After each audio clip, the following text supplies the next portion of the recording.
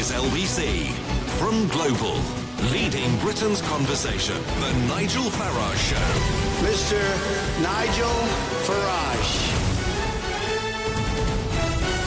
Thank you, Donald, and good evening, everybody. Well, 2 weeks ago, I wrote a piece in the Daily Telegraph where I said, I fear that the great Brexit betrayal has begun. Oh, and everybody said I was over the top and I should give them time and wait and see what happens. Well, today, in my view, that became official government policy. Because what this paper put out today, and argued for by David Davis, says is that we are going to have an interim transitional arrangement whereby we will stay in a customs union with the European Union. So let's just think about this. We vote Brexit on June 23rd, 2016. It then takes the government 9 months to trigger Article 50, and then we're told, don't worry your poor little heads, we've got 2 years to sort it all out, and by the end of March 2019, we'll be out. Now we're told, oh, well, actually, chaps, there's going to be another waiting period. 2 years, perhaps 3 years. We hope to have it sorted out by the time of the next general election. And after all, we have to do this because big business wants it. We need to do what big business tells us. Well, these are the same big businesses, the same CBI organisation, who wanted us to join the euro, who wanted us to vote to stay part of the European Union, and who are now pushing for us to stay part of a customs union. They act in their own financial interests. They don't act in the interests of the country, least of all in the interests of the democratic will of the people of this country, as expressed in that referendum last year. And I feel that another couple of years, if it's that, it could be very much longer. What does it do? Well, it smacks to me of delay, of dither, of weak leadership without vision, and it lowers our standing in the world. Look, after Brexit, we had countries queuing up. We've had Japan, we've had India, we've had Australia, and of course the United States of America saying, come on guys, you're going to be free of all of this. Let's talk, let's do trade deals. The impact of what has been said today is that we would not be able to enact a free trade deal with anybody else until at least 2022. In fact, Donald Trump would be coming towards the end of his second term as president before we could put in place a trade deal with America. So I feel strongly about this. I do think the great Brexit betrayal has begun. I think the motivations behind it are clear. It's about bringing together a Conservative Party that is split, riven asunder on this issue. I think they're more worried about their party than they are the country, and how many of you voted in that referendum last year. But of course, the point of this show is not just for you to agree with me. You may well disagree with me, fundamentally disagree with me. So please tell me if you think I'm getting it wrong. Tell me if you think this is pragmatism on behalf of the government or the start of the great Brexit betrayal as I see it. Whatever your view, call me please on 0345 6060 973. You can text in to 84850. You can tweet at LBC using the hashtag Farage and LBC. And of course, you can watch us live on Facebook. And I'm going to West Wales, to Pembrokeshire, to Mark. Good evening. Good evening, Nigel. Nice to speak to you. Well, nice to speak to you. And how do you feel about today's announcement, Mark? Infuriated. Absolutely infuriated. Yeah. I have to say this, Nigel. I've got to bring this up really anyway. When the Brexit debate was going on, way back now, before the referendum result was coming, we all thought that we were going to leave. There was no doubt about it. And I used to listen to John Gaunt, and he was pretty sure, yeah, we're going to leave. Mm-hmm. Then the polls, and then one day, because I was smitten really with an idea that I was going to put £1,000 and leave. But they kept on talking then that this could be rigged. So I chickened out and I just left it. So I lost out on that big time. You did. But the thing is, yeah. But the big problem I had was I never believed from that day forward would they ever do Brexit. And I followed UKIP when you got involved, and I heard you speaking and things like that. That really gave me motivation, and I've been motivated ever since. But of late, I've started to believe that, well, Tony Blair coming back, then David Miliband, and I said, why, they're all getting together now. But the thing is, I never believed for one moment he was leaving. Where was it that you believed that they would actually carry the will of the people. Well, Mark, let's ask the question, are we going to leave the European Union? Yes, I think we are. I think if we were to be kept officially legally in the European Union, I think there would be a political rebellion in this country, the likes of which had never been seen, and I think that the leadership of the Tory party and Labour parties know that. But what I worry about, Mark, is that we'll leave in name only. I mean, after all, if this interim arrangement, this new transitional deal, means that for that period of time we go on paying contributions, we go on perhaps with open borders or something like open borders, and the European Court of Justice can still have a say over how this country is run, we'll ask ourselves, what on earth was the point of voting leave if effectively we're still there? So that, Mark, is how I see it. Wouldn't you believe as well, mind you, that this is playing out to get another election in, another government in, to change the policy and the practice to leave the EU completely? Because I don't believe for an instant that they have any intentions of leaving us be. Well, Mark, we'll have to see. This will play out over the course of the next few years. All I can say is, with every month that goes by, I, like you, Mark from Pembrokeshire, become more and more infuriated. Andy in Cardiff. Good evening, Andy. Good evening, Mr. F. How are you? I'm very well. Now, you're one of our regular callers, Andy, and a keen student of all of this. Have I got it right by saying I think the great Brexit betrayal has become official government policy or not? I think you're absolutely bang on the money.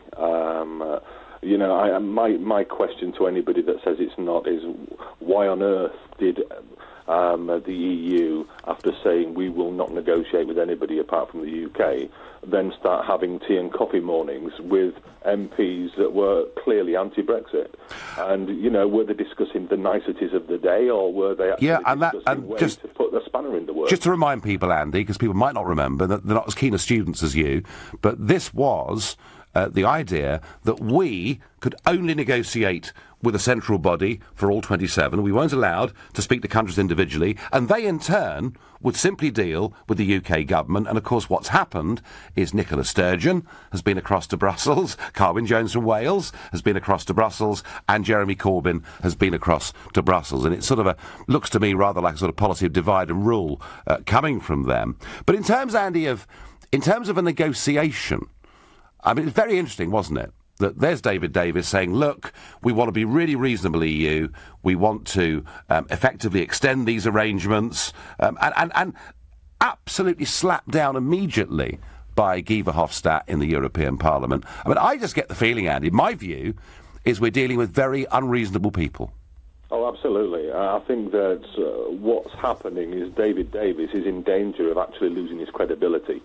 And he's actually trying to overcome that by saying everything's going okay, we're actually achieving X, Y and Z, and it's going smoothly. And then you've got Guy Verhofstadt and his cronies on the other side of the table saying, absolutely not, it's not going right, things are going really badly.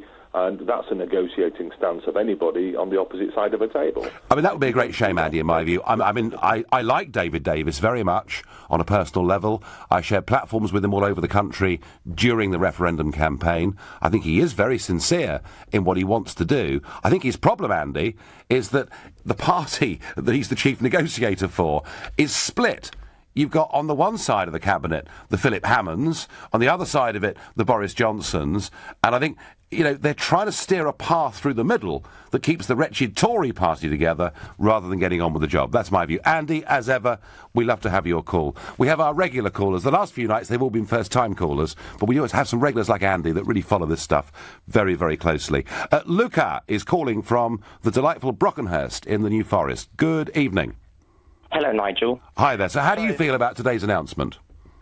So I think that I don't necessarily think it's a betrayal of any sort. Okay. I do think that the Tories are kind of putting the wedge in and taking things back and thinking about the party a bit more than the country. Yeah, that's my view. But we've got to think about the practicalities of this proposed customs union in the interim period between now and, of course, when we get the free trade agreement. We have to have something that fills the gap, don't we? If we get a free trade agreement.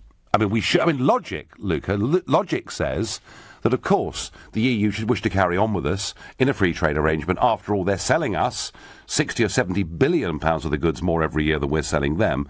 The trouble is that you've got Monsieur Barnier and my friend Mr. Verhofstadt, and their worry is that if the UK leaves on what are seen to be good terms, everybody else will want to leave as well, and that's the problem, isn't it? Yes, it is, but, I mean, if we don't have anything in place, I mean, think about the business implications. I mean, you won't be able to trade with the EU if we don't have any sensible terms in... Well, look, let's just think about this. So, already, a majority of our trade is done with the non-EU world, and as you and I are speaking, there are containers from China being loaded on lorries in Felixstowe and other ports around Britain. You know, if we can manage to trade with the rest of the world without Operation Stack on the Kent motorways every day, I'm sure we can do it with the European Union.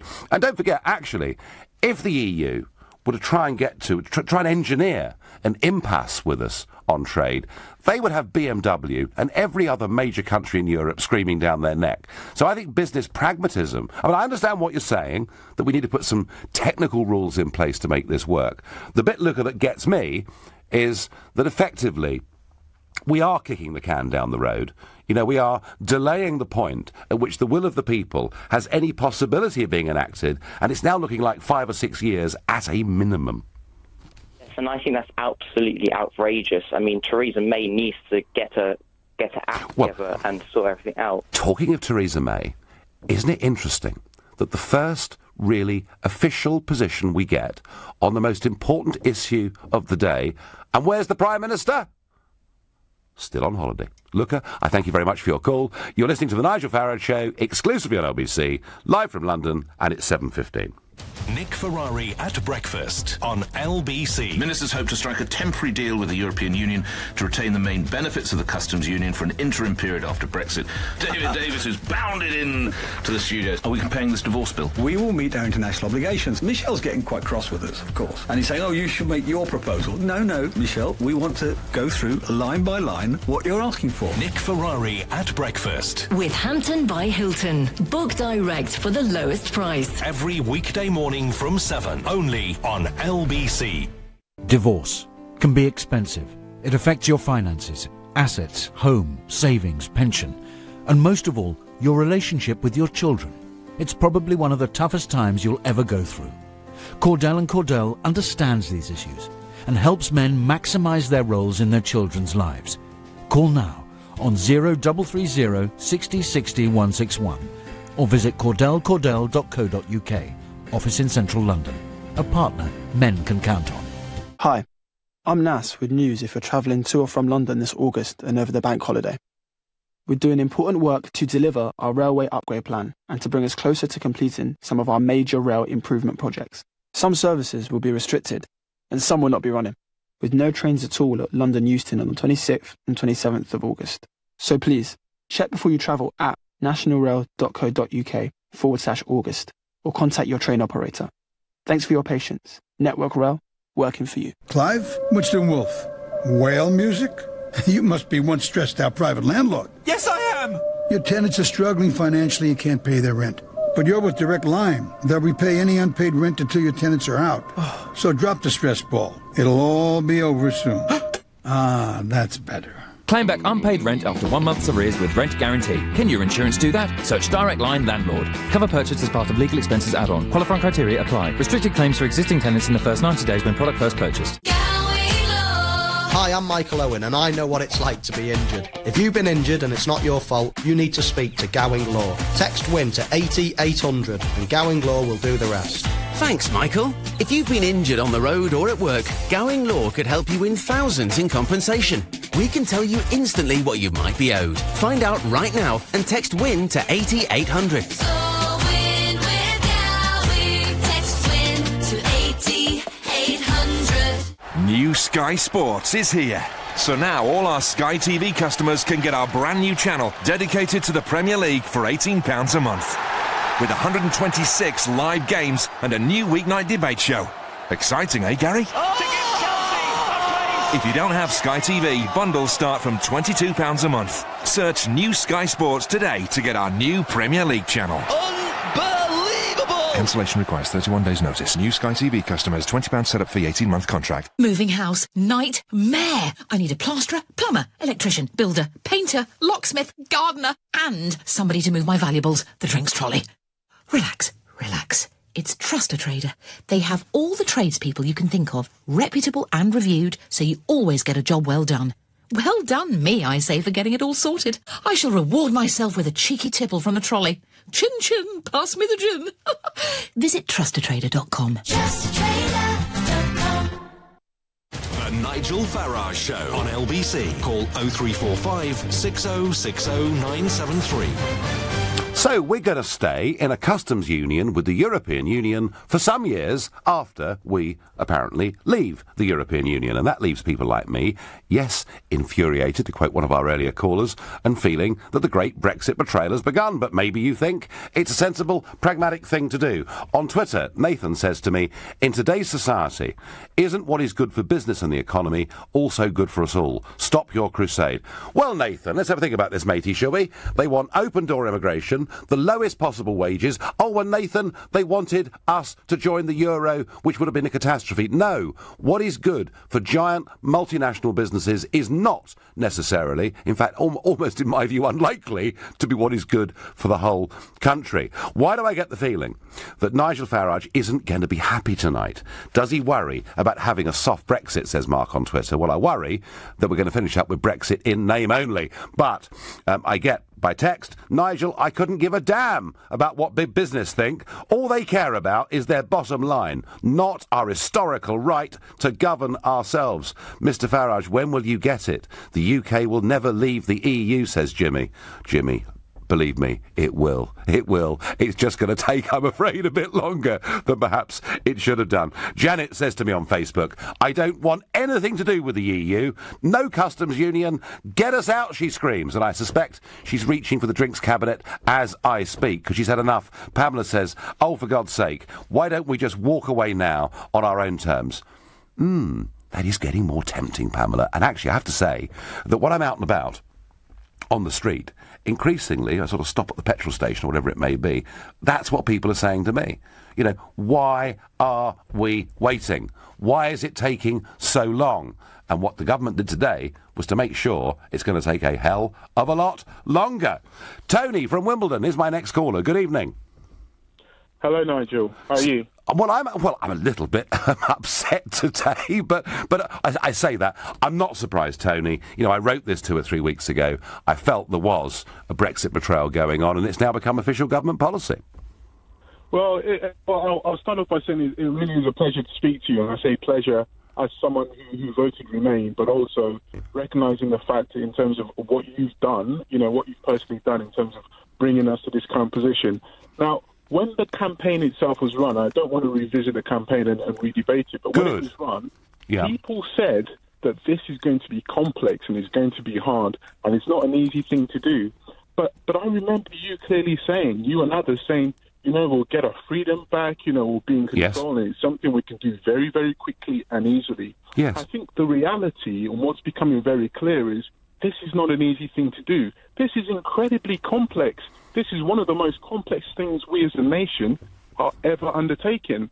And that's the reason why, even though the people leading Brexit, the likes of David Davis and the likes of, you know, Liam Fox and all those Brexiters, they want us to leave. And yet, even with that passion and that verve, they want us to leave, they're doing things like these transition deals, which just shows the complexity of what we need to deliver. What? So, Tony, there is a lot to this. Can I just make one question to you? Do you accept that this is incredibly complex and this may actually take 5+, 10+ years before we actually deliver it? Are you willing to accept that and say that to the nation? Tony, imagine that we were a giant business and we were employing huge numbers of people and we had, you know, hundreds of thousands of shareholders that we had to account to. And there was, for reasons, unexpected reasons, a dramatic change in our trading conditions.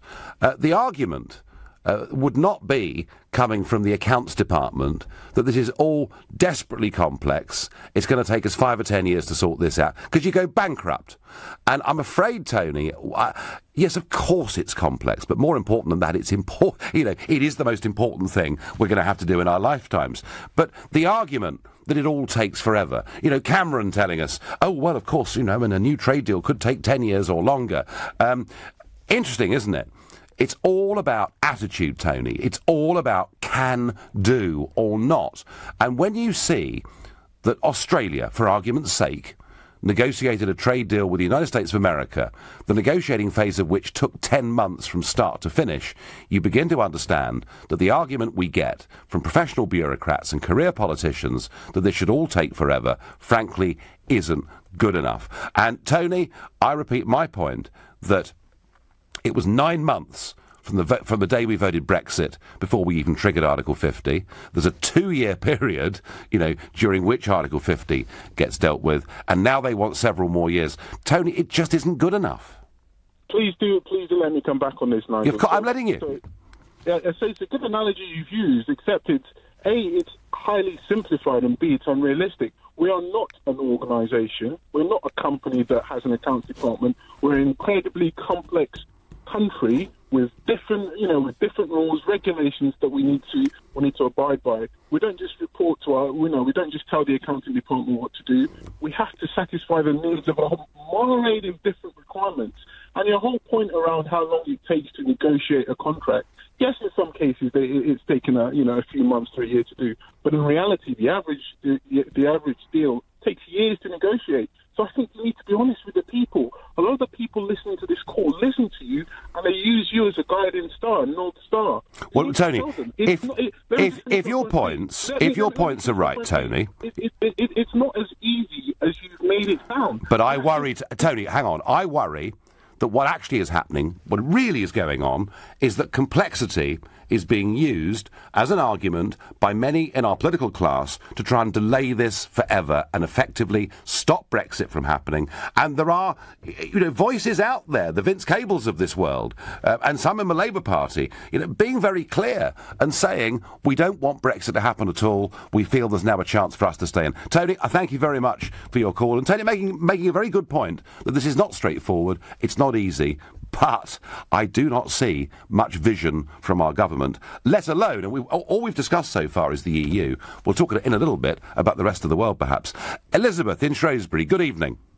Good evening, Nigel. I think that those of us that voted no, the first round of what was supposed to be just a common market, yes, remembers that this country is actually great. Yeah. And I think that what Theresa May et al. Have tried to do as Remainers is go against the wishes of 17.4 million people. Yep. Now, Vince Cable insulted us by calling us recently the equivalent of jihadis. He did, didn't he? Yeah. Yes, and I took great exception to be called a murderer because I wanted my country back. Yeah. But I think that the Conservative Party need to remember who their masters are, and that is the voters. And that there are many Conservative MPs with wafer-thin majorities.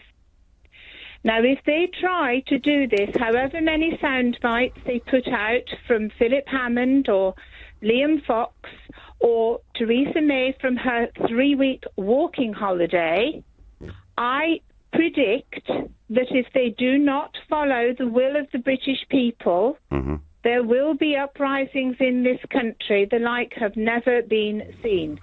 We need to leave, and leave as quickly as we can. Yeah, well, unless Theresa May gets a grip on this and a grip on her own party, of course, she can just keep on walking, can't she, for years and years to come. Elizabeth, I'm with you, and I don't think that the London Commentariat and most of our political class actually understand just how strong passions are out there round the country.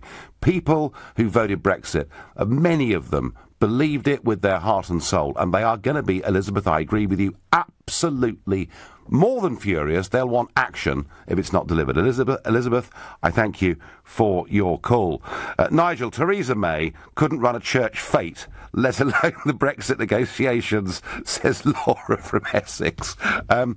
Well, it just would be nice, Laura, if she was actually here with this important government paper coming out. Looks to me like Philip Hammond really is the Prime Minister, and he's in charge, and I bet he was very happy with the announcements today. And as for Brussels, well, most people in Brussels, of course, are on southern Mediterranean beaches, but those that were in the European Commission building today, I bet the pubs are doing a roaring trade in Brussels tonight. They have got the whip hand over us. They are calling the shots at every stage of this. Now, Jan thinks on Facebook that David Davis is doing this just to show that we're coming across as fair and reasonable in the knowledge that the EU won't accept this anyway. Jan, you may be right. I hope you're right. But, you know, Yanis Varoufakis, who was the Greek finance minister, the man who famously walked up Downing Street wearing a sort of leather donkey jacket, a way-out Marxist, and a believer in the European project, wrote a book that was published earlier this year in which he said there is no point negotiating with these people. These guys are bullies. These guys always want to get their own way. So the longer this goes on, the more the calls there will be in this country for us simply to walk away and trade on, you know, with tariffs being charged both ways and get on with it. And I did talk about, and I want people to think about this, I feel that what's happened today is our standing in the world has been diminished. Why do I say that? Because in the wake of Brexit, with all these countries from all over the world queuing up, wanting to do business with us, and we've said today, we're not serious about that. We can't start trading with you freely now for many years to come. And you know what they'll think? Why should we bother with the Brits? 1 minute, they tell us it's game on. The next they say, oh no, you're going to have to wait several years. I think this reduces our credibility and our standing in the world. You're listening to The Nigel Farage Show, exclusively on LBC, live from London. It's 7:30 and time for the news with Moira Alderson. Theresa May says the broader social questions posed by the Grenfell Tower fire won't go unanswered, even though they won't be considered by the public inquiry. It'll focus on what caused the fire, the actions of the authorities in the aftermath, and the adequacy of building regulations. Government plans for trade arrangements with the European Union after Brexit have been described as shambolic by a Labour MEP. One option includes a transitional customs union arrangement to keep goods moving freely. BT is getting rid of half of its phone boxes in the UK. 20,000 will go over the next 5 years. The firm says more than half of the boxes now lose money. LBC weather, any showers should clear to leave a fine evening across much of the UK. Some rain for Northern Ireland by the morning, an overnight low of 14 degrees. LBC Travel. Well, South West trains are severely disrupted after a train derailed early this morning, plus the ongoing major engineering works, of course. Passengers are being advised to avoid Waterloo Station for the rest of today and tomorrow because of additional delays and cancellations. There's also no service from Waterloo to Twickenham and Brentford after an issue with the points earlier. Onto the roads then. In Kent, the M2 is queuing eastbound between Junction 2 for Strood and Junction 3 for Rochester. It's down from 4 lanes to just 2 to deal with a collapsed manhole. It also means the entry slip at Strood is shut. In West London, the A4 in Hounslow is slow eastbound approaching Vicarage Farm Road, where the inside lane is shut to deal with a fuel spillage. And in the West Midlands, the northbound M6 has a lane shut near Junction 5 for Castle Bromwich to recover an accident, leaving delays on the approach back to the M42. LBC Travel, I'm Andy Lake. This is LBC. Landlords, Direct Line guarantees to beat other insurers' renewal premiums for the same cover. Can your insurance do that? Switch to Direct Line Landlord. New customers only. Qualifying criteria apply. Underwritten by UK Insurance Limited. Sometimes it can be hard to keep your show on the road, but new Car Genie from the AA makes things easier. Car Genie helps predict and prevent breakdowns. Just plug it into your car and it will warn you and us if there's a potential problem. That should keep you rolling. New Car Genie from the AA, because anything can happen. Compatible vehicles only. Check the AA.com for details. Moving house, nightmare. I need a plasterer, plumber, electrician, builder, painter, locksmith, gardener, and somebody to move my valuables, the drinks trolley. Relax, relax. It's Trust a Trader. They have all the tradespeople you can think of, reputable and reviewed, so you always get a job well done. Well done, me, I say, for getting it all sorted. I shall reward myself with a cheeky tipple from the trolley. Chin chin, pass me the gin. Visit trustatrader.com. New Sky Sports is here. So now all our Sky TV customers can get our brand new channel dedicated to the Premier League for £18 a month. With 126 live games and a new weeknight debate show. Exciting, eh, Gary?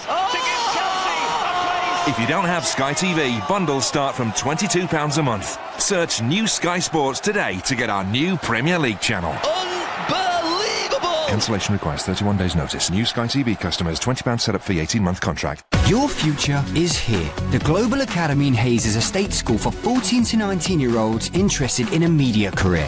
Find out more at globalacademy.com.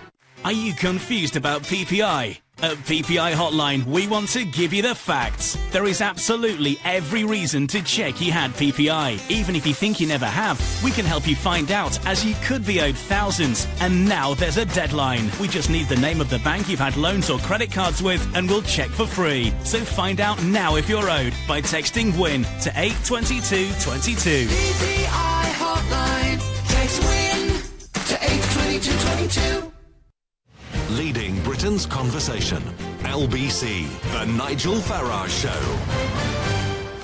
Well, David Davis is out there today telling us that we have to stay in some form of custom union for years to come after we've officially left the European Union. I'm not happy about it. I think it is part of the great Brexit betrayal. Others think perhaps it's a clever negotiating tactic. Others think maybe it's the pragmatic thing to do. But a quick comment, if I can. We covered and we debated extensively on this programme the Charlie Gard case and the terrible situation that Chris Gard and Connie Yates, his parents, were in. And today there is an announcement that the £1.13 million that people donated to set up, money to try and help Charlie go to America to get treatment is now being turned into the Charlie Gard Foundation to help other children with rare diseases. And I think that's a very fitting thing for that money to do. And more than that, a statement from the parents says, we also intend on becoming a hub of information for parents who may find themselves in a similar situation like ours. There needs to be more clarity for parents about parental rights when it comes to making life-saving decisions about their children. And that, I think, is an incredibly brave thing of them to have done. They're basically saying, if you get caught in the trap that we found ourselves in, please get in touch, please talk to us. And, good for them, because at the end of all of that, and we said all through it that none of us medically were frankly qualified to speak about this case, but at the end of the day it was about parental rights, and I still think they should have been able to take their child to America 6-8 months ago. I'm not saying it would have worked, but I do still feel it was their right to do so.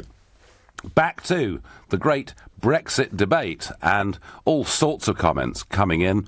Some of them are even clean enough to read out on live radio.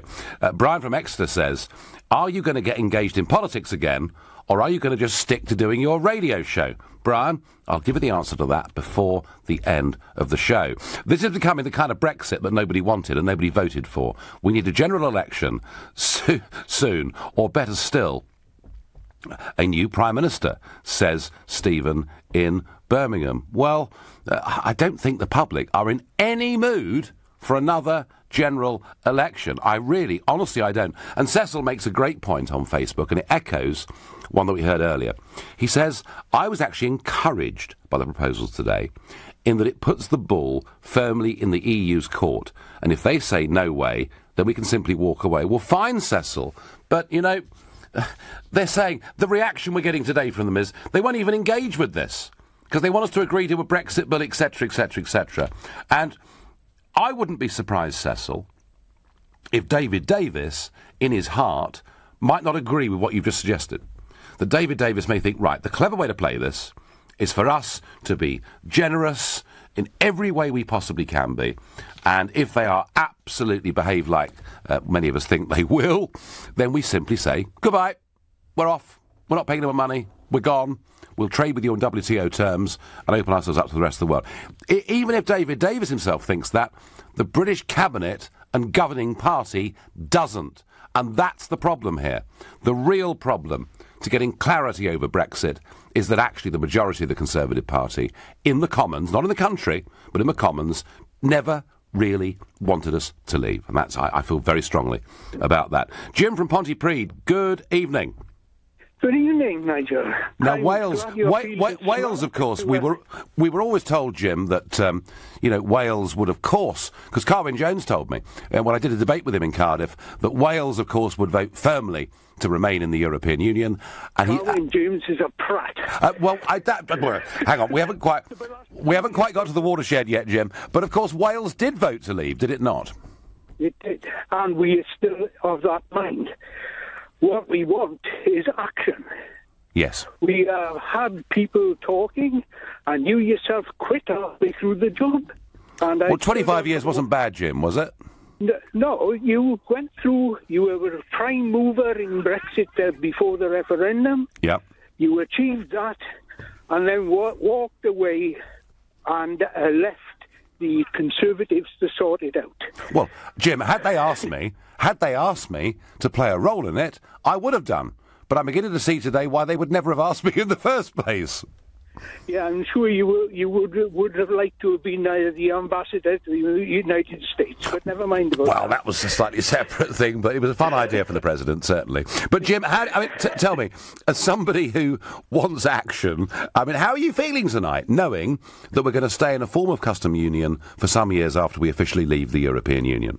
Same as I felt since the 24th of June last year, when we didn't spot the money and walk away. Sick to death.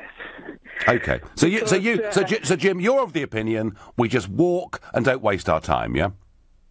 Absolutely. And on the way, we ditch the remoting MPs who are undemocratic. They don't believe in democracy any more than the Queen does. Oh, no, Jim, you're quite wrong about that. They do believe in democracy. Vince Cable and others do believe in democracy when the result goes their way. Jim from Pontypridd, whose views on this were fairly clear. Chris from Blackheath, good evening. Good evening, Nigel. How are you? I'm all right. So is this the wise thing to have done today, or is it part of a betrayal? It's not part of a betrayal. Okay. What's today, Nigel? Today is what? The 70th anniversary of partition in India? Yes.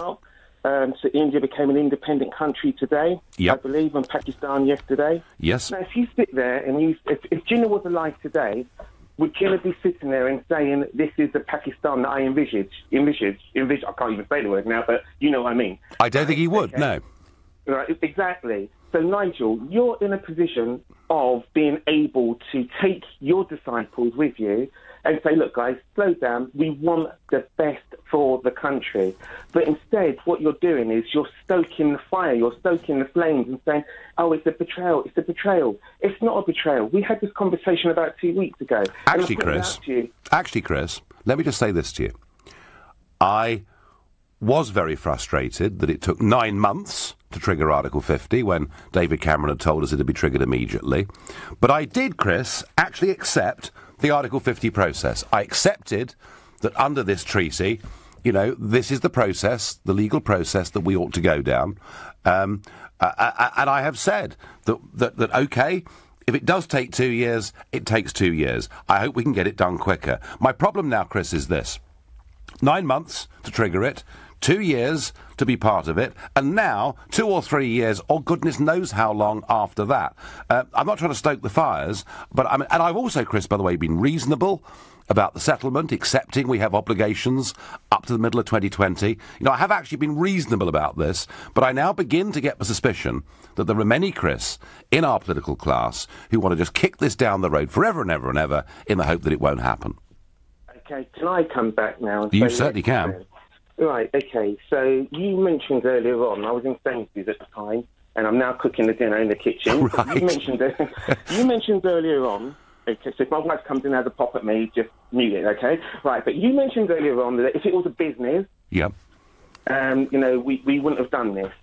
Business and politics are two separate things and never the twain shall meet. Hence, that's the reason why your friend in America is having such a problem, because he tries to run the country like it's a business. You can't do that. And at the same time, as what you said there about, I've been reasonable, you can't be reasonable with politics. It takes a long time. You can't rush things.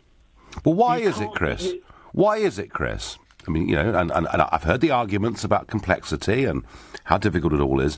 Why is it that little countries like Singapore, South Korea, Chile, Switzerland, and indeed the slightly bigger Australia, how is it that these countries are able to negotiate and conclude trade deals all over the world in, you know, a fraction of the time that it took the European Union to have a trade deal with Canada? And Chris, the reason I use the business analogy is that if you're a well-paid civil servant, it actually suits your book to say, gosh, this is complex, sir. It's going to take years and years. Do you know, it may even see me through to my pension. That's the point I'm making, Chris, is I just sense there's a lack of urgency. And I also sense, Chris, and I've been interested to get your take on this, I also sense there is a lack of genuine vision from our Prime Minister, that they're still obsessing about the deal we're going to get with the European Union rather than our place in the world in a few short years. I disagree with you there. I think because you are not privy to the information that they're privy to, you're just telling it from a small point of view, a very minute, tiny point of view. Well, I don't know about that. More than what you do. No, Nigel, and I'm not being honest. Normally, and you know I've told you before I can't stand you, but I like talking to you. God knows the reason why. But I'll tell you this. I should be doing counselling, perhaps, shouldn't I, Chris? You know. Well, I don't. Not for me, honestly. I can see it now. I'd come out voting to say remain 10 times. I'm enjoying this. Do go on. So what I'm saying is this. This is our country. You know, we had the athletics the other day. We are a united country, but if you're going to tear us apart, or you're going to be one of the proponents who will tear us apart, if you want this to be rushed, it cannot be rushed. And everybody sits there and says the will of the people and all those old cliches. Okay, I don't want us to leave, but if we are going to leave, let's do it the proper way. Right. And you should be there championing that. Let's do it the proper way. Chris, I want it done the proper way, and they're now delaying, and I'm pretty hacked off with them. Chris, a pleasure, as always, to have you on the show, and Chris makes the point, this is our country. I agree, Chris, and I want us to govern it. I really do. You've been listening to The Nigel Farage Show, exclusively on LBC. It's now 7:45. Coming up at 8 on LBC, Clive Bull. Rail commuters are to be hit by the biggest fare rises for 5 years. So do you think travelling by train could ever be good value? Clive Bull on LBC. Landlords, Direct Line guarantees to beat other insurers' renewal premiums for the same cover. Can your insurance do that? Switch to Direct Line Landlord. New customers only. Qualifying criteria apply. Underwritten by UK Insurance Limited. Successful investing can seem like a bit of a mystery, but many ordinary people have now learned how to use the stock markets to earn a second income without a second job. Online Trading Academy has taught thousands of people how to use its approach over 2 decades. The face-to-face workshops are delivered by down-to-earth presenters using know-how from financial institutions and outlines the plan to make profits, whether the markets go up or down. Whether you want to retire in style, put kids through university, or just increase your income, today Online Trading Academy London is offering a free investing kit so you can start learning how to improve your finances. No prior knowledge is necessary. Just go to otalondon.com or call 0800 088 5462 and get 2 free videos and a helpful guide. Plus, you can sign up for a free half-day workshop near you right now to help you learn how to change your financial life. Call 0800 088 5462. That's 0800 088 5462. You'll be amazed at the transformational effect of Darwood and Tanner dental implants. I've been wearing dentures for over 40 years. I felt very self-conscious speaking to people before, but then my dentist referred me to Darwood and Tanner. Myra came to Darwood and Tanner with a particularly challenging case. Mr. Darwood said it was the thinnest jawbone he had seen. It was a revelation to know that I could have implants instead of my dentures. One of the great joys of our practice is that we're seeing patients we treated 25 years ago with dental implants, and they're still doing well, still smiling. Start your story at darwoodandtanner.co.uk, where your implant solution is our obsession. New Sky Sports is here. So now all our Sky TV customers can get our brand new channel dedicated to the Premier League for £18 a month. With 126 live games and a new weeknight debate show. Exciting, eh, Gary? To give Chelsea a place If you don't have Sky TV, bundles start from £22 a month. Search New Sky Sports today to get our new Premier League channel. Unbelievable! Cancellation requires 31 days notice. New Sky TV customers, £20 setup fee, 18-month contract. Got the case? Yeah, but why the underground car park? We look suspicious. Hello, can I borrow your phone? I've got a flat tyre, I don't have a signal down here. We're busy. I promise you, I'll be really, really quick. Get rid of him. Oi, use mine. I'm on Vodafone. 4 bars. That's not what I meant. Outstanding indoor coverage on our most reliable network ever. Lovely briefcase, by the way. Oh, thanks. Vodafone. Power to you. For verification, see vodafone.co.uk/network. The Nigel Farage Show on LBC.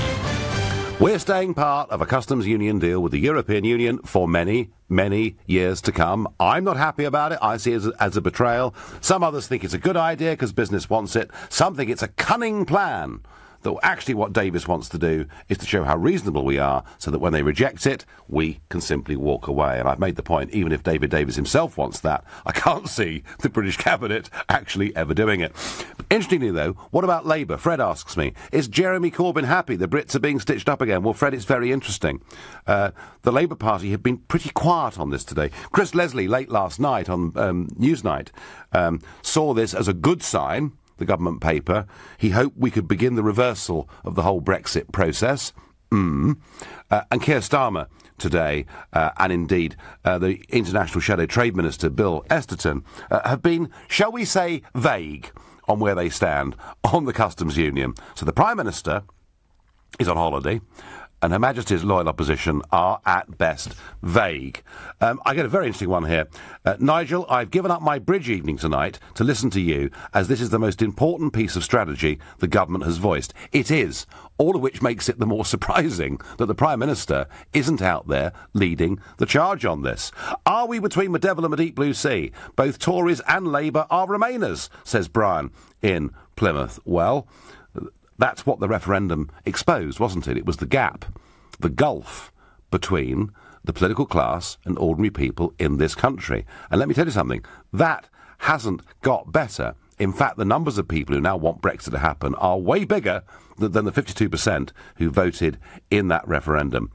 Hi, Nigel. Davis has set out his policy today, but what is the EU response to it? Well, Andrew on Twitter has sent that. Basically, Verhofstadt has said, you simply can't have it, and Barnier's department have said, well, you know, we're not even going to talk about trade until you've told us how much ransom money, how much the exit bill is going to be from the European Union. So, however hard we try with these people, in my view, they are very, very unreasonable.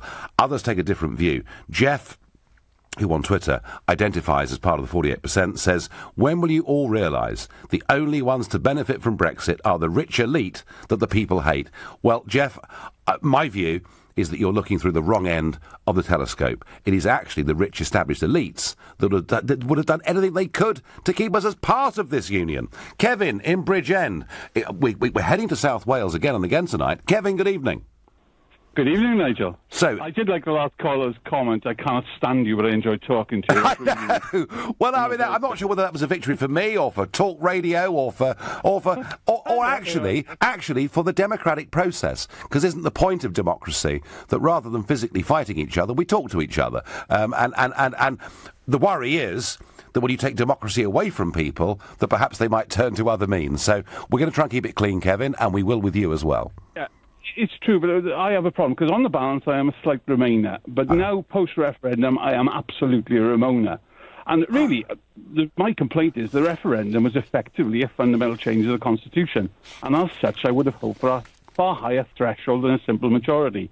America's got more stringent rules, and most companies in the world operate on a higher threshold. Yes, and I mean, don't get me wrong. Kevin, I get the point, Kevin, but surely that argument should have applied back in the 1970s, shouldn't it? Well, it was higher the percentage anyway. But yes, I think it should. But I was too young to vote at that time, so I didn't. So, but my point is, Cameron made a fundamental mistake, right? He did make a mistake about the whole thing. Nobody really practically thought that that this campaign would end up in a Brexit. Congratulations to your campaign. Congratulations to Boris's campaign. Absolutely brilliant strategy. You won. You did win the vote. Now that we're at this position now, the people who didn't vote, and there are a lot there out there, who are absolutely desperate that they'd like another referendum. Now, I know that 34% of the population needs another referendum, but we don't know where that balance of vote goes. Now, everybody who has won this referendum, i.e. Brexiteers, says, we can't have another vote, we can't have another vote. There are the rest of us, the Ramonas, if you like, and I dislike huge amounts of what the European Union represents. I'm not blind to this, but I would really like to see what people would vote now. My theory well, Kevin, we do have some polling on this, and YouGov particularly has done a lot of work on this. And the last one I saw was that 70% of people now thought, however they felt on June 23rd last year, that the government should now simply get on with it. So there is now an acceptance, and it's interesting how status quo is reverse. The status quo view in the country now is that we voted to leave and we should jolly well do it. Well, the thing is, right, you can say that, and there can be tons of polls and whatever, and, the fact is, if that is the case, have the confidence of your conviction, and let's have another referendum. And once that referendum is done, it is absolutely clear that the government should be kicked to wherever to get it done. But how? I mean, Kevin, this referendum wasn't the best of three. We were told by the Prime Minister it was the great decision we'd take in our lifetimes. And I have to say this, Kevin, had Remain won 52-48, the prospects of us ever having another referendum would have been pretty much zippity. Kevin, I have seen the Irish bullied in second referendums. I've seen the Danes bullied in second referendums. I just don't think it's good enough, frankly. It is, right? Let me put it like this. If the vote was 52-48 to Remain, what would be happening now is Boris and yourself would be absolutely in Europe demanding everything left, right and centre to change. Because it is very plausible that we could have had a Brexit vote. Now what we're left is everything's, as far as I'm concerned, it's all up in the air. It's a bit of a mess. If it was possible that we could have left the European Union, we could have made a better European Union. Unfortunately... Well, we tried, Kevin. We did try. We did try for 40 years to reform the European Union, and Mrs. Thatcher tried, and it cost her a job. Tony Blair tried. He failed too. Kevin, I thank you. A passionate Ramona. Dave says the great Brexit betrayal has started, but the Tories are deluded if they think they'll get away with it. Michelle says, unfortunately, we aren't going to leave the EU. Most of the politicians don't want us to leave. No, Michelle, we're going to have to force them somehow. Peter says, so sick of this all being drawn out. Actually hearing we might change our minds in 3 years and have another vote makes me sick. Grow some and get out. William says, Ramonas think we're not leaving. Ha ha. They're going to be so disappointed. Actually, William, there are more Brexit voters that now think we might not leave. So cynical are they about our political leaders. Tolga in Enfield, good evening. Good evening, Nigel. How are you doing? So, is this a pragmatic, sensible thing, or are we being let down terribly? Well, once again, let down. Have we really, I've called you before and I've said this, have we really forgotten democracy? I mean, Vince Cable, who I have no time for, insulting the older voters is another story. But, Nigel, here's a surprise. We did not vote for a transitional period. No, we did not. I could understand a few months when we voted to leave. Yeah. But anything more than that, it's just unacceptable. And what part of leave did they not understand? All of it. Theresa May, what she needs to do is... exactly. Theresa May, what she needs to do is get a grip on Brexit, get a grip of her own party, and deliver what 52% of the United Kingdom voted for. Or there could be consequences. Yeah, no, I know, I get that. Tolga, I get that, I understand that. My last caller, very quickly, is Andrew from Gospel Oak. Good evening. Evening, Nigel. Let's have a best of 13 referendum. Yeah, shall we? keep going forever, shall we? Absolutely. 29. Yeah. I'd just like to say I think that David Davis is to date doing pretty well from what I hear, and as a passionate Brexiteer, a member of UKIP, I'd like to say the clock is ticking for both sides. There's an awful lot of German exporters who are wondering where they're going to send their goods to fairly soon. Are they, in about 15 months' time, going to have to lay off employees from the production line? Exactly. Are they? Exactly. Andrew, you make a brilliant point. I've got to end it there. You make a brilliant point. The idea that business and trade only happens because we have a huge European Commission building in Brussels is a total willful misinterpretation of how the world has always worked. Now, I was asked earlier on by Brian in Exeter, am I going to get engaged in politics again or stick to my radio show? Well, Brian, at the moment, I'm rather enjoying the radio show and the debate. It's fun. Leading a political party isn't fun, but I stand by my pledge and my promise. If at the end of this process we haven't got the Brexit that we wanted, we haven't got the Brexit that we deserve, I would have no choice in those circumstances but to head back to the front lines of battle. We're not there yet, but today was very much a step, in my view, in the wrong direction. Frankly, it is not good enough to constantly being told we have to wait and wait and wait. Dither, delay, weak leadership, lack of vision, a reduction of our standing in the world with all those countries that want to trade with us. And, to echo Tolga, we didn't vote for this. We didn't vote for transitional arrangements, didn't vote for open borders, didn't vote to give away our money, did not vote for the European Court of Justice to continue to have say. We're going to get very angry if this continues. You've been listening to The Nigel Farage Show on LBC, live from London. I'm back tomorrow evening from 7 o'clock. Coming up at 10.